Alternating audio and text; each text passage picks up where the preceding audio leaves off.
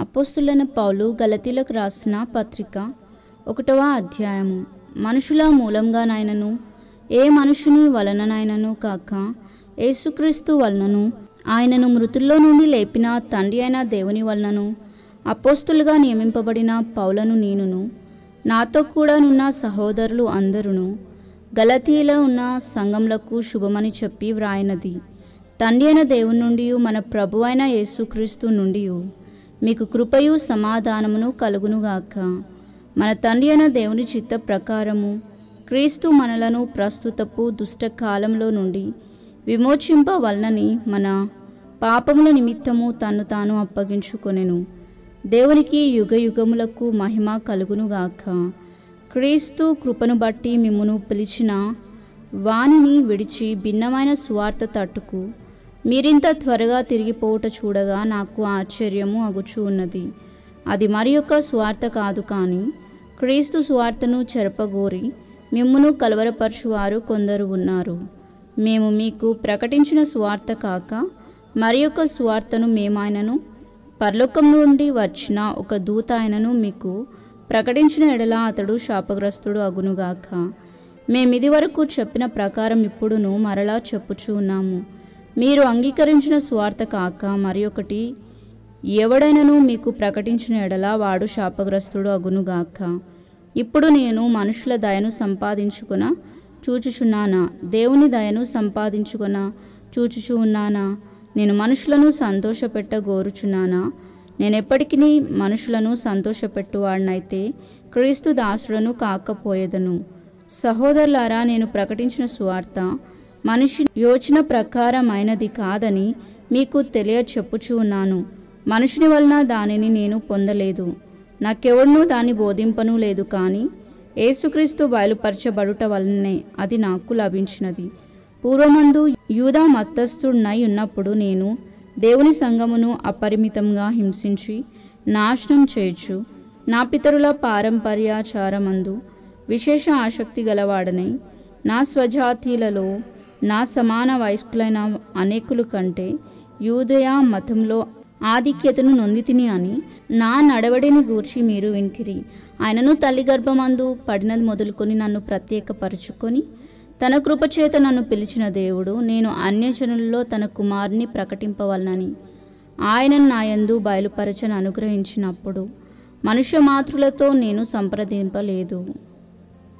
నాకంటే ముందుగా అపోస్తులైన వారి యొద్దకు యెరూషలేమునకు అయినను నేను వెళ్ళను లేదు, కానీ వెంటనే అరేబియా దేశంలోనికి వెళ్ళితిని. పిమ్మట దమస్కు పట్టణంనకు తిరిగి వచ్చితిని.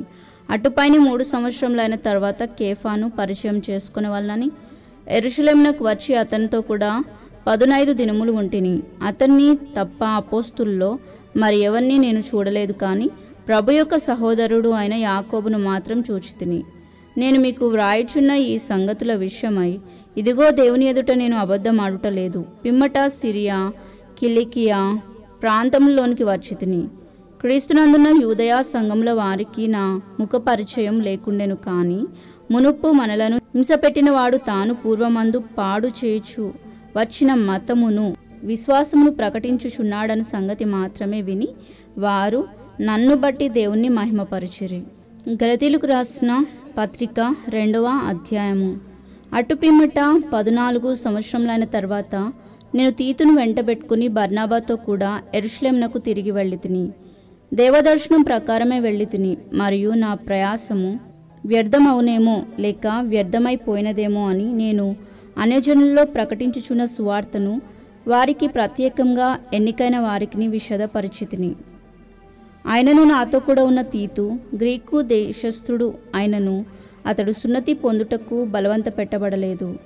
మనలను దాసులుగా చేసుకునే వలనని క్రీస్తు యేసు వలన మనకు కలిగిన మన స్వాతంత్రమును వేగుచూచుటకు రహస్యంగా తేబడి దొంగతనంగా ప్రవేశించిన కపట సహోదరుల వలన జరిగినది.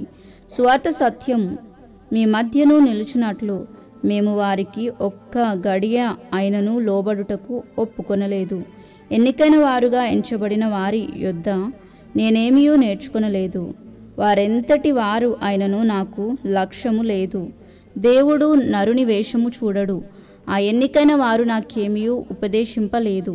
అయితే సున్నతి పొందిన వారికి బోధించుటకై సువార్త పేతురుకు ఎలాగూ అప్పగింపబడెనో అలాగే సున్నతి పొందని వారికి బోధించుటకై నాకు అప్పగింపబడినని వారు చూచినప్పుడు, అనగా సున్నతి పొందిన వారికి అపోస్తులు అగుటకు పేతురునకు సామర్థ్యం కలగచేసిన వాడే అన్యజనులకు అపోస్తులు అగుటకు నాకును సామర్థ్యం కలగచేసినని వారు గ్రహించినప్పుడు, స్తంభములుగా ఎంచబడిన యాకోబు, కేఫా, యోహాను అనువారు నాకు అనుగ్రహింపబడిన కృపను కనుగొని, మేము అన్యజనులకును తాము సున్నతి పొందిన వారికి అపోస్తులుగా ఉండవలనని చెప్పి తమతో పాలివారము అగుటకు సూచనగా నాకును బర్నాబాకును కుడి చేతిని ఇచ్చిరి. మేము బీదలను జ్ఞాపకం చేసుకునవలనని మాత్రమే వారు కోరిరి. అలాగూ చేయుటకు నేనును ఆసక్తి కలిగి ఉంటిని.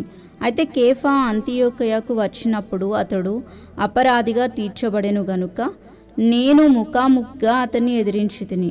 ఏలయనగా యాకోబు నొద్ద నుండి కొందరు రాకమునుపు అతడు అన్యజనులతో భోజనం చేయుచుండెను.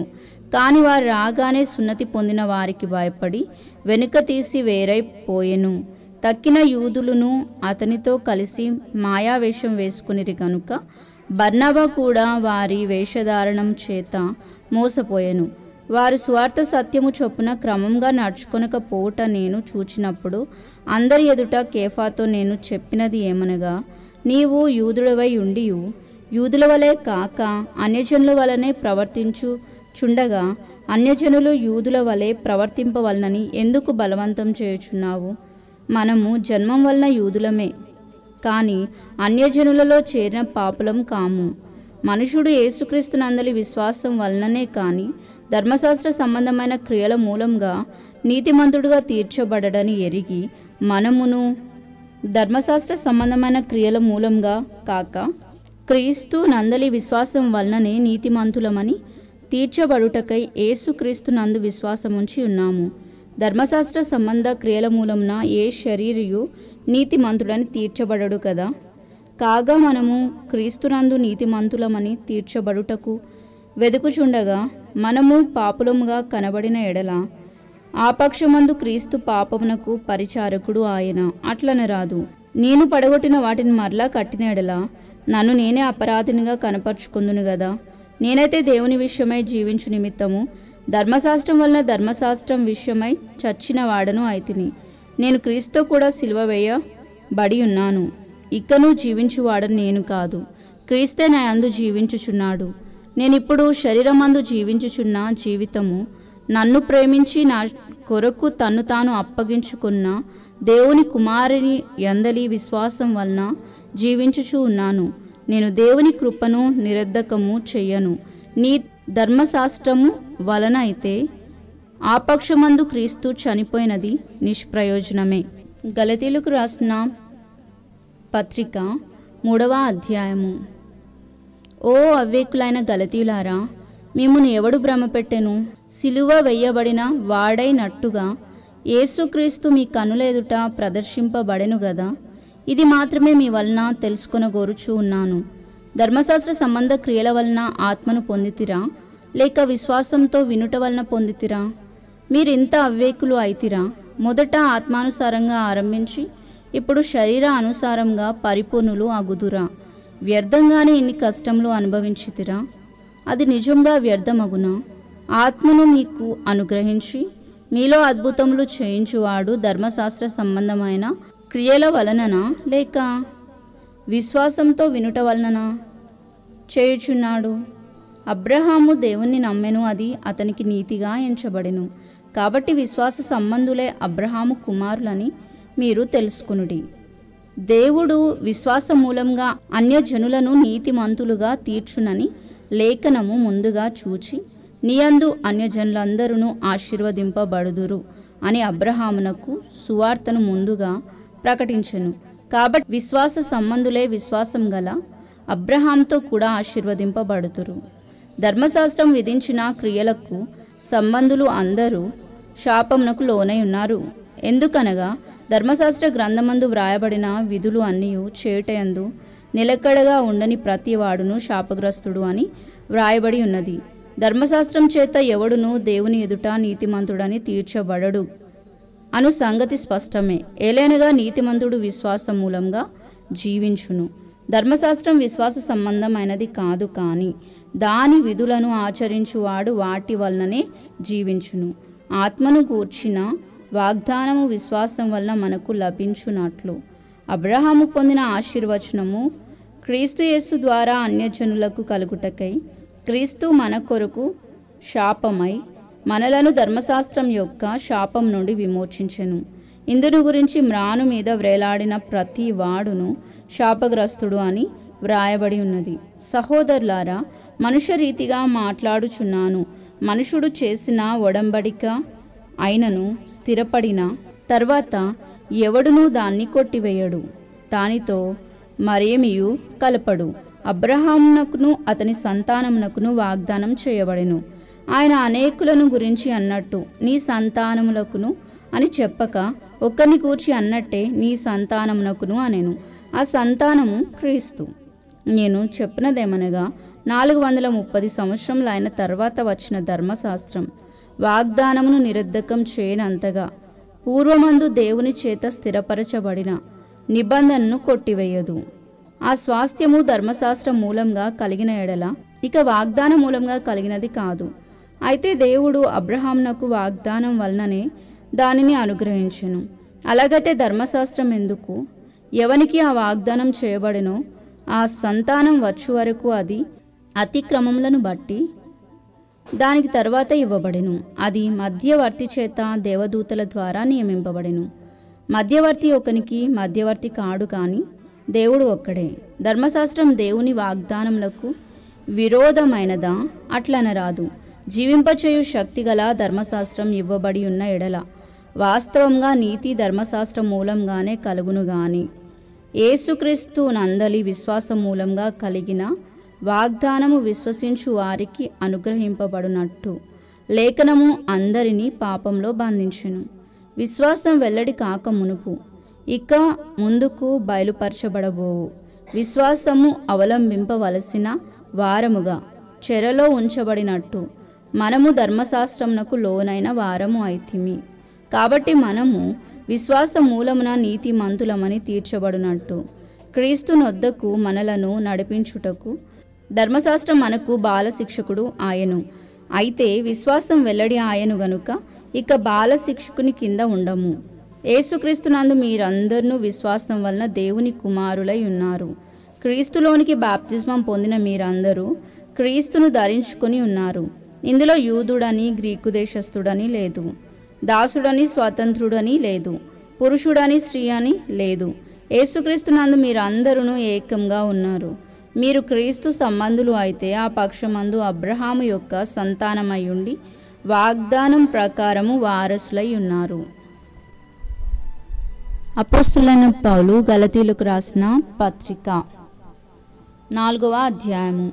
మరియు నేను చెప్పినదేమనగా, వారసుడు అన్నిటికీ కర్తయ్య ఉన్నను, బాలుడై ఉన్నంత కాలము అతనికిని దాసునికిని ఏ భేదము లేదు. తండ్రి చేత నియమింపబడిన దినం వచ్చే వరకు అతడు సంరక్షకుల యొక్కయు గృహ నిర్వాహకుల యొక్కయు ఆధీనంలో ఉన్నాడు. అటువలే మనమును బాలురమై ఉన్నప్పుడు లోక సంబంధమైన మూల పాఠములకు లోబడి దాసులమై ఉంటిమి. అయితే కాలం పరిపూర్ణమైనప్పుడు దేవుడు తన కుమారుని పంపెను. ఆయన స్త్రీ యందు పుట్టి మనము దత్తపుత్రులము కావాలని ధర్మశాస్త్రమునకు లోబడి ఉన్న వారిని విమోచించుటకై ధర్మశాస్త్రమునకు లోబడిన వాడు ఆయను. మరియు మీరు కుమారులై ఉన్నందున నాయనా తండ్రి అని మొరపెట్టు తన కుమారుని ఆత్మను దేవుడు మన హృదయములలోనికి పంపెను. కాబట్టి నీవిక దాసుడవు కావు, కుమారుడవే. కుమారుడవైతే దేవుని ద్వారా వారసుడవు. ఆ కాలమందైతే మీరు దేవుణ్ణి ఎరగని వారై నిజమునకు దేవుళ్ళు కాని వారికి దాసులై ఉంటిరి. కానీ ఇప్పుడు మీరు దేవుణ్ణి ఎరిగిన వారు, మరి విశేషంగా దేవుని చేత ఎరగబడిన వారునై ఉన్నారు గనుక బలహీనమైనవియు నిష్ప్రయోజనమైనవియునైనా మూలపాఠముల తట్టు మరలా తిరగనేలా మునుపటి వలె మరలా వాటికి దాసులై యుండగోరనేలా మీరు దినములను మాసములను ఉత్సవ కాలములను సంవత్సరములను ఆచరించుచూ ఉన్నారు. మీ విషయమై నేను పడిన కష్టము వ్యర్థమైపోనేమో అని మిమ్మును గురించి భయపడుచూ ఉన్నాను. సహోదరులారా, నేను మీ వంటి వాడనైతిని గనుక మీరును నా వంటి వారు కావాలని మిమ్మును వేడుకొనుచున్నాను. మీరు నాకు అన్యాయం చేయలేదు. మొదటిసారి శరీర దౌర్బల్యమును కలిగినను నేను సువార్త మీకు ప్రకటించితిని అని మీరెరుగుదురు. అప్పుడు నా శరీరంలో మీకు శోధనగా ఉండిన దానిని బట్టి నన్ను మీరు తృణీకరింపలేదు, నిరాకరింపనైనను లేదు. కానీ దేవుని దూత వలెను క్రీస్తుయేసు వలన నన్ను అంగీకరించితిరి. మీరు చెప్పుకున్న ధన్యత ఏమైనది? సఖ్యమైతే మీ కన్నులు ఊడబీకి నాకిచ్చివేసి ఉందురని మీ పక్షంగా సాక్ష్యం పలుకుచూ ఉన్నాను. నేను మీతో నిజమాడినందున మీకు శత్రువును అయితినా? వారు మీ మేలు కోరి మిమ్మును ఆసక్తితో వేటాడువారు కారు. మీరే తమ్మును వేటాడవలనని మిమ్మును బయటికి త్రోసివేయ కోరుచూ ఉన్నారు. నేను మీ యొద్ద ఉన్నప్పుడు మాత్రమే కాక ఎల్లప్పుడూ మంచి విషయములలో ఆసక్తిగా ఉండుట యుక్తమే. నా పిల్లలారా, క్రీస్తు స్వరూపము మీ అందు ఏర్పడు వరకు మీ విషయమై మరలా నాకు ప్రసవ వేదన కలుగుచూ ఉన్నది. మిమ్మును గురించి ఎటు తోచక ఉన్నాను. నేను ఇప్పుడే మీ యొద్దకు వచ్చి మరి ఒక విధంగా మీతో మాట్లాడగోరుచూ ఉన్నాను. ధర్మశాస్త్రమునకు లోబడగోరు వార్లారా, మీరు ధర్మశాస్త్రం వినుటలేదా? నాతో చెప్పుడి. దాసి వలన ఒకడును స్వాతంత్రురాలి వలన ఒకడును 2 కుమారులు అబ్రహామునకు కలిగిరని వ్రాయబడి ఉన్నది కదా. ఆయనను దాసి వలన పుట్టినవాడు శరీర ప్రకారం పుట్టెను, స్వాతంత్రురాలి వలన పుట్టినవాడు వాగ్దానమును బట్టి పుట్టెను. ఈ సంగతులు అలంకార రూపకముగా చెప్పబడి ఉన్నవి. ఈ స్త్రీలు 2 నిబంధనలై ఉన్నారు. వాటిలో ఒకటి సీనాయి కొండ సంబంధమైనదై దాస్యంలో ఉండుటకు పిల్లలు కన్ను. ఇది హాగరు. ఈ హాగరు అనున్నది అరేబియా దేశంలో ఉన్న సీనాయి కొండయే. ప్రస్తుతమందున్న యెరూషలేము దాని పిల్లలతో కూడా దాస్యమందు ఉన్నది కనుక ఆ నిబంధన దానికి దీటై ఉన్నది. అయితే పైనున్న యెరూషలేము స్వాతంత్రముగా ఉన్నది. అది మనకు తల్లి. ఇందుకు కన్నని గొడ్రాల సంతోషించుము, ప్రసవేదన పడని దాన బిగ్గరగా కేకలు వేయుము. ఏలైనగా పెనిమిటి గల దాని పిల్లల కంటే పెనిమిటి లేని దాని పిల్లలు ఎక్కువ మంది ఉన్నారు అని వ్రాయబడి ఉన్నది. సహోదరులారా, మనమును ఇస్సాకు వలె వాగ్దానాన్ని బట్టి పుట్టిన కుమారులమై ఉన్నాము. అప్పుడు శరీరమును బట్టి పుట్టినవాడు ఆత్మను బట్టి పుట్టిన వానిని ఎలాగూ హింస పెట్టునో ఇప్పుడును అలాగనే జరుగుచూ ఉన్నది. ఇందును గురించి లేఖనమేమి చెప్పుచూ ఉన్నది? దాసిని దాని కుమారుని వెళ్ళగొట్టుము. దాసి కుమారుడు స్వాతంత్రురాలి కుమారునితో పాటు వారసుడై ఉండడు. కాగా సహోదరులారా, మనము స్వాతంత్రురాలి కుమారులమే కాని దాసి కుమారులము కాము. అపోస్తులైన పౌలు గలతీయులకు రాసిన పత్రిక 5వ అధ్యాయము. ఈ స్వాతంత్రము అనుగ్రహించి క్రీస్తు మనలను స్వాతంత్రులుగా చేసి ఉన్నాడు. కాబట్టి మీరు స్థిరముగా నిలిచి మరలా దాస్యమను కాడి క్రింద చిక్కుకొనుకుడి. చూడుడి, మీరు సున్నతి పొందిన ఎడల క్రీస్తు వలన మీకు ప్రయోజనమేమియూ కలగదని పౌలను నేను మీతో చెప్పుచూ ఉన్నాను. ధర్మశాస్త్రము యావత్తు ఆచరింపబద్ధుడై యున్నాడని సున్నతి పొందిన ప్రతి మనుషునికి నేను మరలా దృఢముగా చెప్పుచూ ఉన్నాను. మీలో ధర్మశాస్త్రం వలన నీతిమంతులమని తీర్చబడువారెవరో వారు క్రీస్తులో నుండి బొత్తిగా వేరు చేయబడి ఉన్నారు, క్రీస్తులో నుండి తొలగిపోయి ఉన్నారు. ఏలైనగా మనము విశ్వాసము గలవారమై నీతి కలుగును అను నిరీక్షణ సఫలము అగునని ఆత్మ ద్వారా ఎదురు చూచుచూ ఉన్నాము. యేసుక్రీస్తు నందుండు వారికి సున్నతి పొందుట యందు ఏమీయూ లేదు, పొందకపోవట యందు ఏమీయూ లేదు. కానీ ప్రేమ వలన కార్యసాధకము అగు విశ్వాసమే ప్రయోజనకరము అగును. మీరు బాగుగా పరిగెత్తుచుంటిరి. సత్యమునకు విధేయులు కాకుండా మిమ్మును ఎవడు అడ్డగించెను? ఈ ప్రేరేపణ మిమ్మును పిలుచుచున్న వాని వలన కలగలేదు. పులిసిన పిండి కొంచెమైనను ముద్ద అంతయు పులియచేయను. మీరు ఎంత మాత్రము వేరుగా ఆలోచింపరని ప్రభువునందు మిమ్మును గురించి నేను రూఢిగా నమ్ముకొనుచున్నాను. మిమ్మును కలవరపెట్టుచున్న వాడు ఎవడైనను వాడు తగిన శిక్షను భరించును. సహోదరులారా, సున్నతి పొందవలనని నేను ఇంకనూ ప్రకటించుచున్న ఎడల ఇప్పటికిని హింసింపబడనేలా ఆ పక్షంన శిలువ విషయమైన అభ్యంతరము తీసివేయబడును గదా. మిమ్మును కలవరపెట్టువారు తమ్మును తామే ఛేదించుకునుట మేలు. సహోదరులారా, మీరు స్వాతంత్రులుగా ఉండుటకు పిలువబడితిరి. అయితే ఒక మాట, ఆ స్వాతంత్రమును శరీర క్రియలకు హేతు చేసుకొనక ప్రేమ కలిగిన వారై ఒకరికొకడు దాసులై ఉండుడి.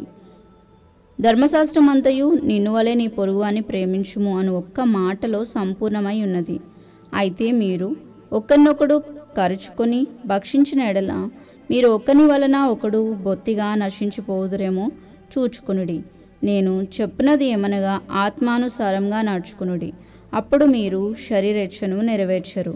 శరీరము ఆత్మకును ఆత్మ శరీరమునకును విరోధంగా ఆపేక్షించును. ఇవి ఒకదానికొకటి వ్యతిరేకంగా ఉన్నవి గనుక మీరేమి చేయ నిశ్చయింతురో వాటిని చేయక ఉందురు. మీరు ఆత్మచేత నడిపింపబడిన ఎడల ధర్మశాస్త్రమునకు లోనైన వారు కారు. శరీర కార్యములు స్పష్టమై ఉన్నవి. అవేవనగా జారత్వము, అపవిత్రత, కాముకత్వము, విగ్రహారాధన, అభిచారము, ద్వేషములు, కలహములు, మత్సరములు, క్రోధములు, కక్షలు, భేదములు, విమతములు, అసూయలు, మత్తతులు, అల్లరితో కూడిన ఆటపాటలు మొదలైనవి. వీటిని గూర్చి నేను మునుపు చెప్పిన ప్రకారం ఇట్టి వాటిని చేయువారు దేవుని రాజ్యమును స్వాతంత్రించుకొనరని మీతో స్పష్టంగా చెప్పుచూ ఉన్నాను. అయితే ఆత్మఫలమేమనగా ప్రేమ, సంతోషము, సమాధానము, దీర్ఘశాంతము, దయాళత్వము, మంచితనము, విశ్వాసము, సాత్వికము, ఆశా నిగ్రహము. ఇట్టి వాటికి విరోధమైన నియమమేదియూ లేదు. క్రీస్తుయేసు సంబంధులు శరీరమును దాని ఇచ్చలతోనూ దురాశలతోనూ సిలువ వేసి ఉన్నారు. మనము ఆత్మను అనుసరించి జీవించు వారము అయితిమా ఆత్మను అనుసరించి క్రమంగా నడుచుకుందుము. ఒకరినొకరం వివాదమునకు రేపకయు, ఒకరి యందు ఒకరము అసూయ పడకయు, వృధాగా అతిశయపడకయు ఉందుము. అపోస్తులైన పౌలు గలతీలకు రాసిన పత్రిక 6వ అధ్యాయము. సహోదరులారా, ఒకడు ఏ తప్పిదంలోనైనను చిక్కుకొనిన ఎడల ఆత్మ సంబంధులైన మీలో ప్రతివాడు తానును శోధింపబడుతునేమో అని తన విషయమై చూచుకొనుచు సాత్వికమైన మనస్సుతో అట్టివానిని మంచి దారికి తీసుకుని రావలెను. ఒకని భారములు ఒకడు భరించి ఇలాగూ క్రీస్తు నియమమును పూర్తిగా నెరవేర్చుడి. ఎవడైనను వట్టివాడయుండి తాను ఎన్నికైన వాడనని ఎంచుకొనిన ఎడల తన్ను తాను మోసపరుచుకొనును. ప్రతివాడును తాను చేయు పనిని పరీక్షించి చూచుకొనవలెను. అప్పుడు ఇతరుని బట్టి కాక తన్ను బట్టియే అతనికి అతిశయము కలుగును. ప్రతివాడును తన బరువు తానే భరించుకొనవలను గదా. వాక్యోపదేశము పొందువాడు ఉపదేశించువానికి మంచి పదార్థములు అన్నిటిలో భాగము ఇవ్వవలెను. మోసపోకుడి, దేవుడు వెక్కిరింపబడడు. మనుష్యుడు ఏమి విత్తునో ఆ పంటనే కొయ్యును. ఏలైనగా తన శరీర ఎచ్చలను బట్టి విత్తువాడు తన శరీరం నుండి క్షయమను పంట కొయ్యును. ఆత్మను బట్టి విత్తువాడు ఆత్మ నుండి నిత్య జీవమను పంటను కొయ్యును. మనము మేలు చేటయందు విసుకక యుందుము. మనము అలయక మేలు చేసితేమేమి, తగిన కాలమందు పంట కోతుము. కాబట్టి మనకు సమయం దొరికిన కొలది అందరి ఎడలను, విశేషంగా విశ్వాస గృహమునకు చేరిన వారి ఎడలను మేలు చేదుము. నా స్వహస్తములతో మీకెంత పెద్ద అక్షరములతో వ్రాయుచున్నానో చూడుడి. శరీర విషయమందు చక్కగా అగపడగోరువారెవరో వారు తాము క్రీస్తు యొక్క శిలువ విషయమై హింస పొందకుండుటకు మాత్రమే సున్నతి పొందవలనని మిమ్మను బలవంతం చేయుచూ ఉన్నారు. అయితే వారు సున్నతి పొందిన వారు అయినను ధర్మశాస్త్రమును ఆచరింపరు. తాము మీ శరీర విషయమందు అతిశయించు నిమిత్తము మీరు సున్నతి పొందవలనని కోరుచూ ఉన్నారు. అయితే మన ప్రభువైన యేసుక్రీస్తు శిలువయందు తప్ప మరి దేని అందును అతిశయించుట నాకు దూరము అగునుగాక. దాని వలన నాకు లోకమునకు నేనును సిలువ వేయబడి ఉన్నాము. క్రొత్త సృష్టి పొందుటయే కాని సున్నతి పొందుటయందు ఏమీయూ లేదు, పొందకపోవటయందును ఏమీయూ లేదు. ఈ పద్ధతి చొప్పున నడుచుకొను వారందరికీ అనగా దేవుని ఇజ్రాయేలునకు సమాధానమును కృపయు కలుగునుగాక. నేను యేసు యొక్క ముద్రలు నా శరీరమందు ధరించి ఉన్నాను. ఇక మీదట ఎవడునూ నన్ను శ్రమ పెట్టవద్దు.